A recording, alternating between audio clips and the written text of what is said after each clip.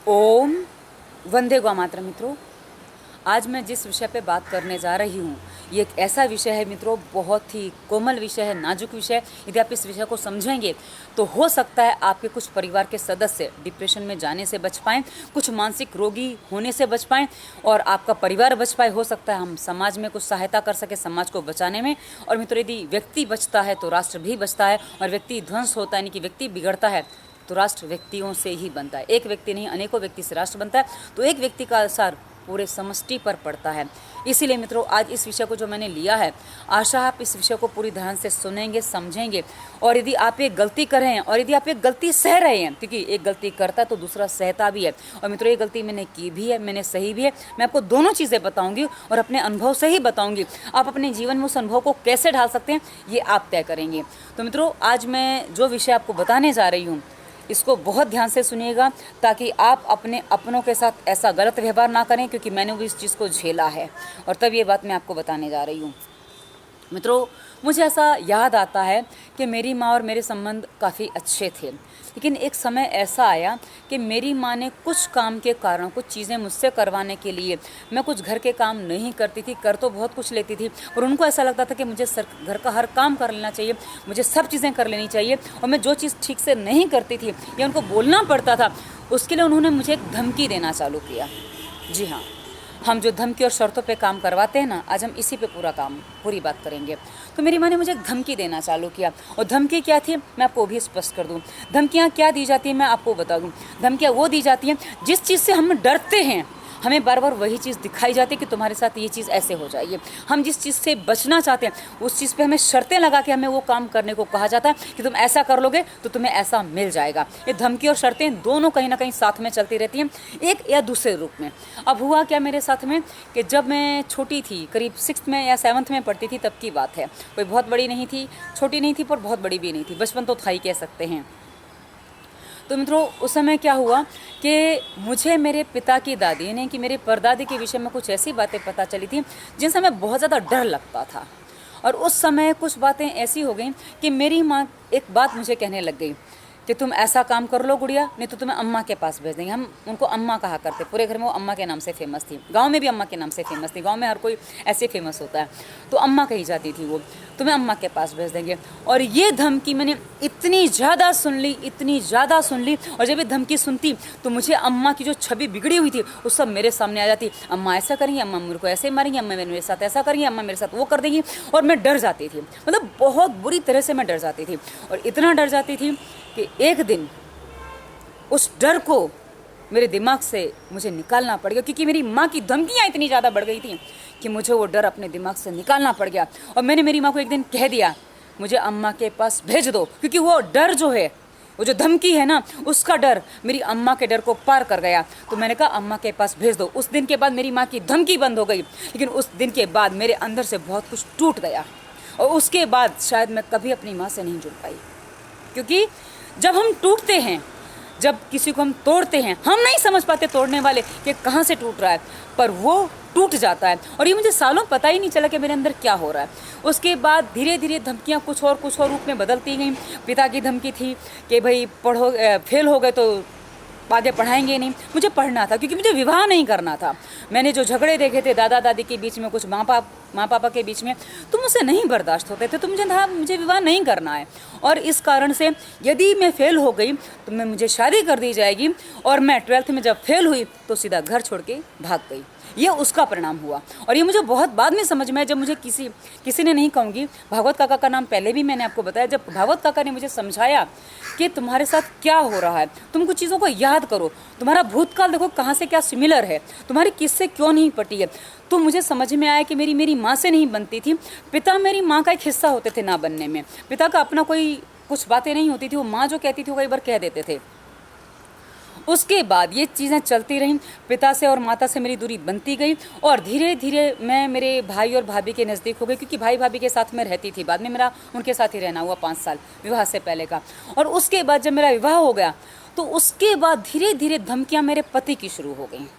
शुरुआत में तो खैर उनसे, वो मुझसे मेरे दूरियों से डरते थे, कहीं मैं उनको छोड़ के ना चले जाऊँ वगैरह वगैरह, उनको काफ़ी डर थे। मैंने आपको पहले वीडियो में बताया है कि वो उनके साथ क्या हुआ था, मैंने अलग से बताया, मेरे जीवन प्लेलिस्ट में आपको वीडियो मिल जाएंगे।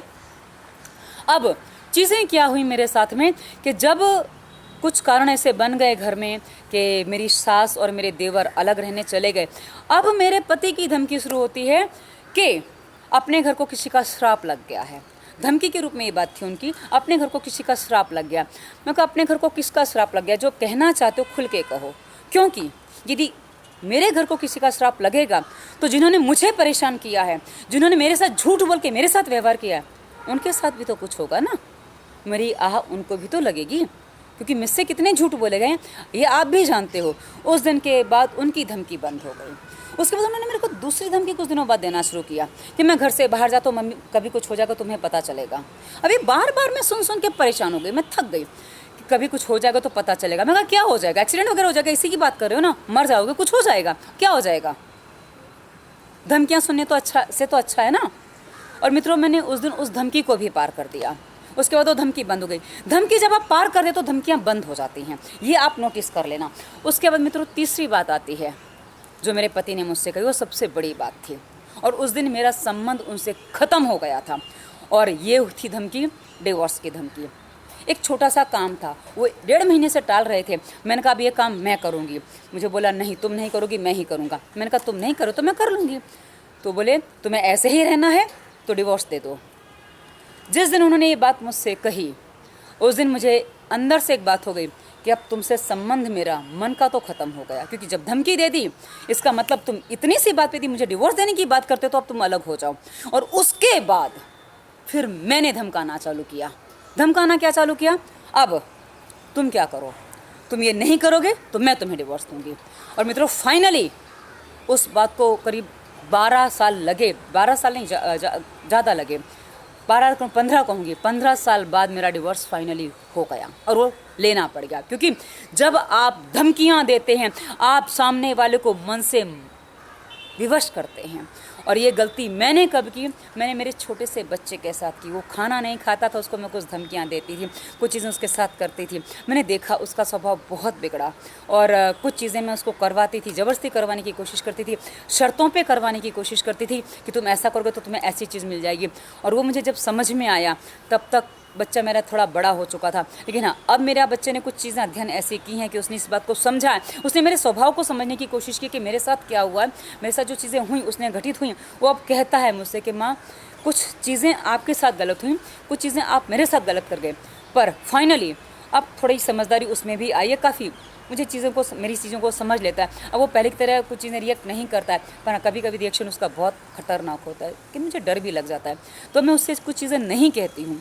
मित्रों, हम कई बार अपने पारिवारिक संबंधों को ये सोचकर कहीं नहीं व्यक्त करते हैं, ये सोच लेते हैं कि हमारे घर की बात है। जब हमारे घर की बात है ना तो हमें किसी को कहनी नहीं चाहिए। और मित्रों, घर की बात हम जब नहीं बताते हैं तो हम उसके कारण से अपने अंदर घुटते चले जाते हैं, और ये घुटन इतनी ज़्यादा हो जाती है कि एक दिन डिप्रेशन का रूप ले लेती है, एक दिन परेशानियों का घर हो जाती है। और मित्रों, मैं आपको यदि अपने जीवन के बारे में बता दूँ तो मैं एक बात जानती हूँ कि शायद मेरे जीवन से डिप्रेशन कभी जाता ही नहीं है। जी हाँ, मैं हर स्थिति में कई बार डिप्रेस हो जाती हूँ, और मैं इतनी सारी बातें जानने के बाद भी, बताने के बाद भी कई बार ये महसूस करती हूँ कि मुझे इस चीज़ से हताशा हो रही है, मैं इस चीज़ से परेशान हो रही हूँ। पर फिर भी अपने आप को खड़ा करती हूँ, क्योंकि मुझे एक बात बहुत अच्छे से समझ में आ गई है कि जो कोई भी व्यक्ति है इस संसार में, कोई कैसा भी कितना भी अच्छा व्यक्ति है, लेकिन वो मेरे पर्सनल लाइफ में, मेरे पर्सनल जीवन को उतनी गहराई से नहीं समझ सकता जितनी गहराई से मैं समझ सकती हूँ। और हर व्यक्ति कहीं ना कहीं अपने अस्तित्व को टिकाए रखने के लिए, अपने अस्तित्व को हमारे जीवन में बनाए रखने के लिए कहीं ना कहीं धमकियों का प्रयोग करता है। और जब वो प्रयोग करता है तो हमारा मानस, हमारा मन, हमारा हृदय अंदर से टूटता है, आहत होता है, और हम बिखरने लग जाते हैं। तो मित्रों, इस संसार में आप एक बात ध्यान रखिएगा कि कोई भी व्यक्ति XYZ, कोई आपसे कितना भी प्यार करता हो, कुछ भी करता हो, पर उसको आपके अस्तित्व से कहीं प्यारा अपना अस्तित्व है, और वो अपने अस्तित्व को टिकाए रखने के लिए आपके साथ कोई भी व्यवहार कर सकता है, चाहे आपको धमकी देने का हो, चाहे आपके साथ शर्तें लादने का हो, चाहे कुछ भी हो। और आप यदि ऐसे व्यवहार में आ जाते हैं तो ध्यान ये देना होगा कि काम तो हो जाएगा, उस समय का काम हो जाएगा जो आप करना चाहते हैं, लेकिन आप जिस व्यक्ति के साथ ये व्यवहार कर रहे हैं और जो व्यक्ति इस व्यवहार को झेल रहा है, दोनों के दोनों आज नहीं तो कल अलग हो जाएंगे और अलग होंगे, क्योंकि आपने जो शुरुआत कर दी है धमकाने की और धमकी सहने की, एक को धमकाने की आदत पड़ गई है, दूसरे को सहने की आदत पड़ गई है, और ये दोनों ही चीज़ें आपके संबंधों में दरार अवश्य पैदा करेंगी, आज नहीं तो कल आपके विघटन का कारण बनेंगी। इसलिए इनको जितनी जल्दी हो सके समाप्त करिए। यदि नहीं समाप्त करते हैं तो उसके परिणाम झेलने के लिए आगे जीवन में तैयार रहिए, क्योंकि यदि शर्तों पे काम होने लग जाएं, धमकियों से काम होने लग जाएं, तो जीवन में कभी आप खुश नहीं हो पाते हैं। और आप जो जिनके साथ ये हो रहा है, आप इस चीज़ को महसूस करिए। मित्रों, क्या हुआ ना, मैंने जब भागवत काका से बात की, भागवत काका मेरे जीवन में एक बहुत उम्दा व्यक्ति हैं, जिनको मैं कहूँगी कि जिन्होंने मेरे जीवन को मुझे समझना सिखाया, जिन्होंने मुझे जीने का तरीका सिखाया कि प्रैक्टिकली लाइफ में कैसे जिया जाता है, वो मुझे बहुत अच्छे से उन्होंने सिखाया है। और वो व्यक्ति ने मुझे ये बताया कि तुम्हारे जीवन में जब एक नेचर जो प्रभावित करता है, उसका सिमिलर नेचर जब तुम्हें मिलता है, क्योंकि एक लड़की जो है वो अपने पिता के जिस नेचर से प्रभावित होती है, अपने पति में भी वही नेचर ढूंढती है, और वो नेचर यदि नेगेटिव है तो पति से भी उसकी नहीं बन पाती है, क्योंकि पिता से नहीं उसका संबंध अच्छा था। वैसे ही मित्रों, मेरी माँ से मेरे संबंध अच्छे नहीं थे, एक धमकी के कारण। उन्होंने जो भी धमकियां दी मैंने उसको हमेशा तोड़ा है। उन्होंने जब भी मुझे कुछ कहा, मुझे उसका विरोध आया, और वो भी उसके बाद ही आया। मैं नाक में कील नहीं पहनती, इसका एक बहुत बड़ा कारण है मेरी माँ का ये कहना कि लड़कियों की नाक में नकेल होनी चाहिए। और उनके जो शब्द थे ना, वो यहाँ पे कूट गए, और वो इस तरह कर गए कि मैंने उसके बाद नाक में कील कभी नहीं पहनी। और मैं इसलिए बता रही हूँ क्योंकि हमारे अंदर जब तक हम सहन करने की शक्ति रखते हैं, हम उसको सहन करते हैं, लेकिन जिस दिन हमारी सहन शक्ति खत्म हो जाती है ना, उस दिन हम विरोध करते हैं। और जिस दिन विरोध होता है ना, उस दिन घर भी टूटता है, व्यक्ति भी टूटता है, परिवार भी टूटता है, और एक ऐसी व्यक्ति का जन्म होता है जो कभी आप कल्पना नहीं कर सकते। आपकी कल्पना के परे वो व्यक्ति निकल जाती है, और इसके जिम्मेदार सिर्फ और सिर्फ आप वो अपने हो। आप वो अपने हो जो कहते हो कि हम आपके बहुत नज़दीक हैं, हम आपकी बहुत ज़्यादा परवाह करते हैं। नहीं, आप परवाह नहीं करते, आप सिर्फ धमकाना जानते हो, आप सिर्फ शर्तों पे काम मनवाना जानते हो। यदि आप जब तक ये करोगे, आप कभी अपनों का भला नहीं कर सकते। आप सिर्फ अपनों के लिए कुछ ना कुछ खड्डा खोदोगे और उनको खड्डे में गिराओगे, और आप भी गिरोगे, और बाद में आप कहोगे कि हमने तो ऐसा कुछ किया ही नहीं, हमारे साथ ऐसा क्यों हो गया, हमने तो कभी ऐसा किया नहीं। क्योंकि मेरी माँ के यही शब्द हमेशा मेरे साथ होते हैं कि मैंने तो हमेशा अच्छा ही व्यवहार किया मेरी बेटी के साथ, मेरी बेटी ऐसे कैसे हो गई। उनको कभी समझ में ही नहीं आया उन्होंने मेरे साथ क्या किया, क्योंकि जब यहाँ टूटता है मैं माँ से कभी कुछ नहीं कह पाई। और मित्रों, इस विषय पर मैं आपको एक बात और बताऊँगी कि मेरी माँ ने बाद में मेरे साथ क्या कर लिया है, और उसके बाद तो मैं अपनी माँ का मुँह तक नहीं देखती। अब तो ये स्थिति मेरी माँ के लिए बन गई है। हम कई बार कहते हैं कि माता पिता का कर्ज हम उतार नहीं सकते, लेकिन माता पिता को भी समझना होगा कि बच्चे आपकी प्रॉपर्टी नहीं हैं, या आप पे जो निर्भर हैं, या जो आपकी परवाह करते, जो आपकी केयर करते हैं, वो आपकी प्रॉपर्टी नहीं है, आपके जीवन का हिस्सा हैं। उनके साथ जीना सीखिए, उनको धमका के उनको शर्तों पे मनवाना मत सीखिए। यदि आप ऐसा करेंगे तो कहीं ना कहीं आप उनको तोड़ेंगे, और फिर आप उनके टूटने से खुद भी परेशान होंगे। मित्रों, नहीं पूछूंगी वीडियो कैसा लगा, क्योंकि इसमें पूछने जैसा कुछ है ही नहीं।